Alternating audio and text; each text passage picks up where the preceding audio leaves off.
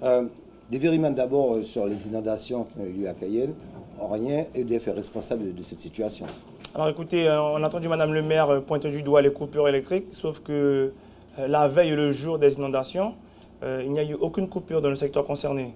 Donc nous ne savons pas où Madame le maire a pris ces informations-là, mais nous sommes désolés de lui dire que c'est totalement erroné, parce que le secteur concerné qui alimente justement toute cette partie de la ville de Cayenne n'a eu aucune coupure, donc nous sommes désolés. Vous avez des relevés qui le prouvent? Ah oui, tout à fait, nous avons les éléments concrets et factuels concernant... Dès qu'il y a un problème sur le réseau, on le voit tout de suite apparaître sur l'ordinateur, il y a un carnet de bord où est-ce que le dispatcher, donc celui qui conduit le réseau, note tous ces éléments-là.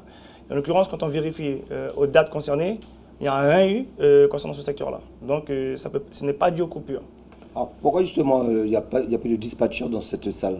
Écoutez, hier, la direction a mis un dispositif en place où est-ce que aujourd'hui, elle empêche les conducteurs, les dispatchers de travailler correctement puisqu'elle a fait de façon à ce que les postes qui alimentent, entre guillemets, la base spatiale ne soient pas télécommandables à distance. Donc ça veut dire qu'elle a garanti avec des personnes dans ces postes-là la continuité d'électricité pour toute la base spatiale, ce qui a permis hier justement que la fusée décolle. Donc c'est un dispositif exceptionnel et assez, on va dire, très très problématique puisque les autres secteurs concernés du territoire guyanais sont laissés pour compte.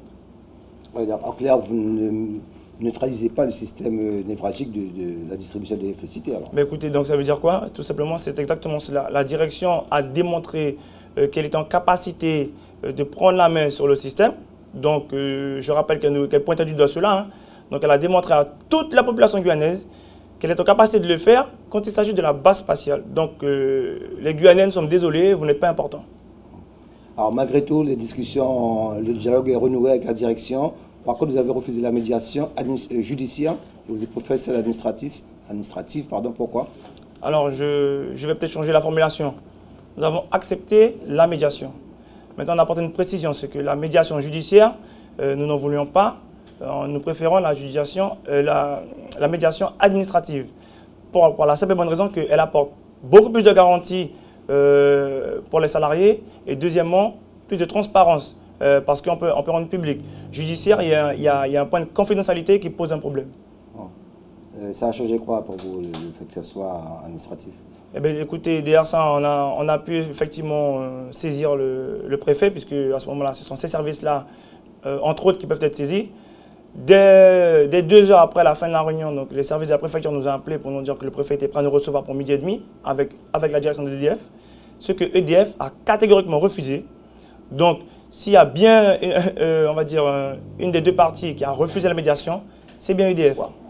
Alors, juste une dernière chose, c'est que cet accord de protocole de sortie, s'il y en a un, sera signé par les avocats.